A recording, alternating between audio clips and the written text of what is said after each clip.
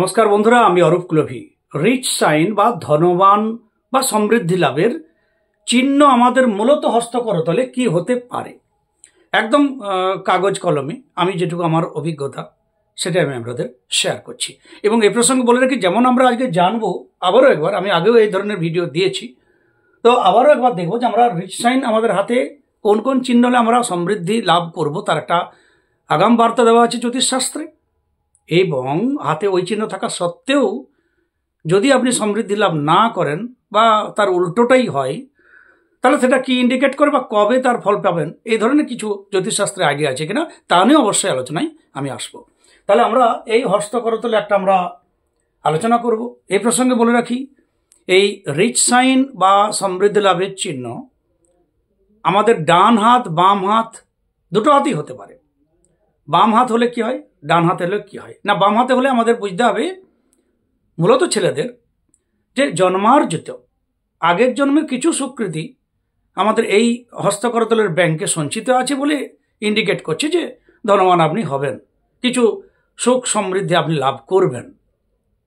আর যদি ডান হাতে হয়, বাম হাতে নেই, তাহলে বুঝতে হবে এই জন্মে খাটাখুটি করে কষ্ট করে মেহনতি করে আপনার চিন্তা ভাবনা নিয়ে আপনি এগিয়ে আপনি সেই জায়গায় পৌঁছাবেন যেখানে সমৃদ্ধি লাভ করা যায়, ধনবান হওয়া যায় সেই। আর যদি দুটো হাতেই হয়, বলবে পূর্বজন্মেরও স্বীকৃতি আছে, এই জন্মেরও তার সঙ্গে সংযোজন আছে, তাহলে কনফার্ম আমি একটা ভালো জায়গা পাবেন, আপনার মনস্কামনা পূরণ হবে এবং ধনবান বা সমৃদ্ধি লাভের ক্ষেত্রটা খুব স্ট্রং হবে। তাহলে এটা আমরা আগে জানবো কোন কোন চিহ্ন, আর পরবর্তীকালে জানবো যে চিহ্ন থাকা সত্ত্বেও কেন তার উল্টোটা। তাহলে আমরা বন্ধুরা, অনেকের মত ছিল কাগজ কলমে, তাই আমি ব্যবস্থা করেছি কষ্ট করে। এই আমাদের হস্তকরতল।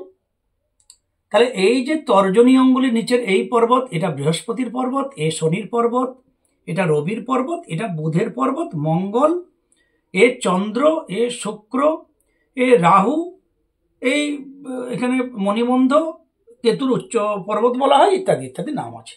তো মূলত আমরা সমৃদ্ধি লাভ, ধনবান, রিচ সাইন নিয়ে আজকের আলোচনা। প্রথম, না কারো হাতে যদি কোথাও মৎস্য চিহ্ন থাকে, ফিশ সাইন। ফিশ সাইন কেমন হতে পারে না, এটা চন্দ্র পর্বত, এই রকম জায়গাতেও কারো মৎস্য চিহ্ন হতে পারে। কারো এখানে সানলাইট নেই, কিন্তু দেখা যাচ্ছে এখানে মৎস্য চিহ্ন আছে। কারো এই ধরনের স্থানে মৎস্য চিহ্ন আছে, দেখুন এই ধরনের একটা মৎস্য চিহ্ন আছে। কোথাও কোথাও শনি পর্বতে কারো মৎস্য চিহ্ন, বা এই পর্বতে এখানে কোথাও মৎস্য চিহ্ন, তাহলে মৎস্য চিহ্ন বা ফিশ সাইন, এটা একটা আর্থিক দিক থেকে, শিক্ষার দিক থেকে একটা আমরা যে সমৃদ্ধি লাভ করবো, এটা একটা রিচ সাইনের মধ্যে নাম্বার 1 মৎস্য চিহ্ন। এই মৎস্য চিহ্নের সঙ্গে ধনবান হবার মতো আরো কিছু চিহ্ন আছে। ধরুন এই স্থানে কারো এই ধরনের যদি বৃদ্ধাঙ্গুষ্ঠিতে আয়ের মতো হয়ে, দেখবেন এখানে কারো যদি এই ধরনের একটা পাতার মতো হয়, অনেকেরও আছে বন্ধুর, এটা একটি ধনবান হওয়ার একটা ভালো শুভ চিহ্ন। কোন পর্বতে এখানে কারো, আমি বোঝানোর জন্য বলছি, এইখানে কারো এই ধরনের একটা হলো, দিয়ে একটা পাতার মতো চিহ্ন হলো, পরধন প্রাপ্তি, বহু সম্পত্তি লাভ, নিজের এবং অপরের দেওয়া গিফট আইটেম বলতে পারেন, এই ধরনের আমাদের রিচ সাইনের মধ্যে যে একটা পত্র সাইন, লিপ সাইন এটাকে বলা হয়, এই ধরনের একটা আমাদের মধ্যে শুভ চিহ্ন। বৃহস্পতিতে চতুষ্কোণ, এও আর্থিক বিষয় সম্পত্তি, আর্থিক ধনবান এবং আধ্যাত্মিক ধনবান হওয়ার একটা চিহ্ন বোঝায়। সেই সঙ্গে যদি কারো ক্রস চিহ্ন হয় বা স্বস্তিকা চিহ্ন হয়, এই বৃহস্পতির ক্ষেত্রে সে আরো শুভ।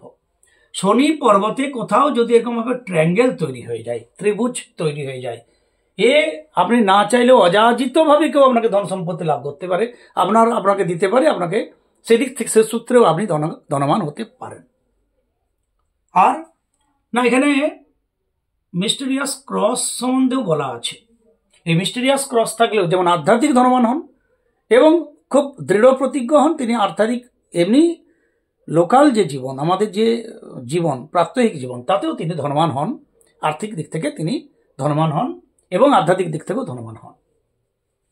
আবার দেখবেন অনেকে যে এই সঙ্গে এই হেডলাইন বা ভাগ্যরেখা, এই শিরোরেখা, এর সঙ্গে এইভাবে একটা ট্রায়াঙ্গেল তৈরি হয়। এটা বৃহৎ ত্রিভুজ, বড় ত্রিভুজ, এটাকে মানি ট্রায়াঙ্গেল বলা হয়। এ হাতে থাকাও প্রচুর ধনবান হবার, আর্থিক দিক থেকে তিনি খুব ধনী হবেন, তার একটা ইন্ডিকেট এখানে করা হয়ে থাকে। তাহলে এ আমাদের চিহ্নগুলোর মধ্যে এই চিহ্নগুলো আছে।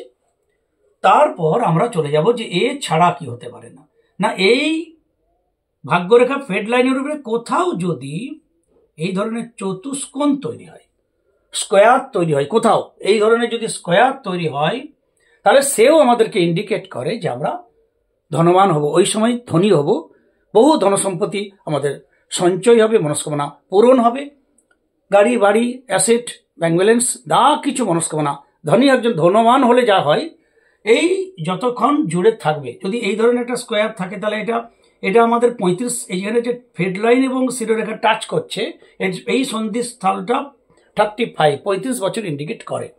তাহলে এখান থেকে যদি নিচে হয়, এটা 25-26 থেকে 35 কালীন তার একটা বিরাট ধনবান হওয়ার একটা চিহ্ন এখানে ইন্ডিকেট করছে। যদি তার উপরে হয়, তাহলে 35-এর উপরে 45-50 যত দূর স্থান জুড়ে থাকবে।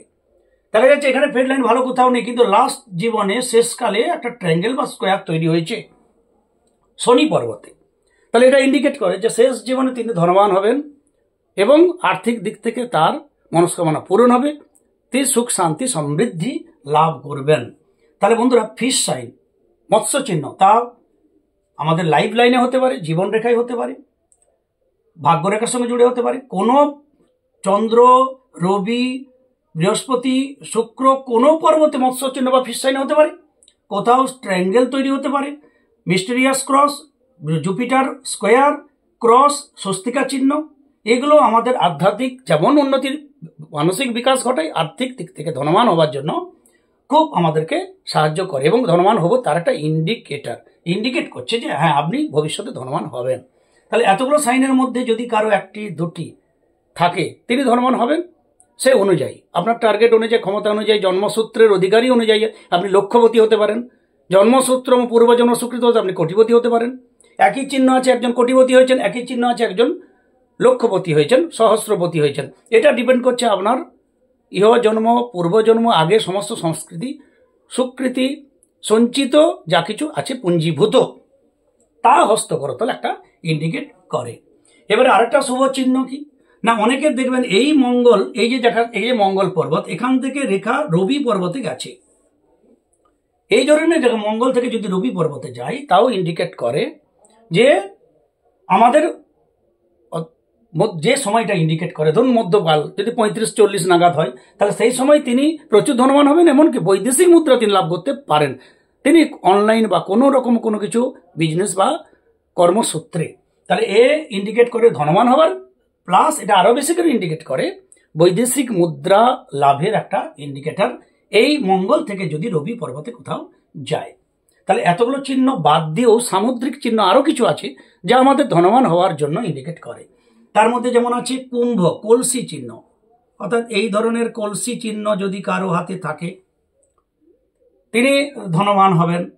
কারো যদি হাতে পতাকা চিহ্ন থাকে, তিনি আর্থিক দিক থেকে ধনবান যেমন হবেন, সেই সঙ্গে তিনি আধ্যাত্মিক দিক থেকে, সম্মানের দিক থেকেও যশস্বী এবং ধনবান হবেন।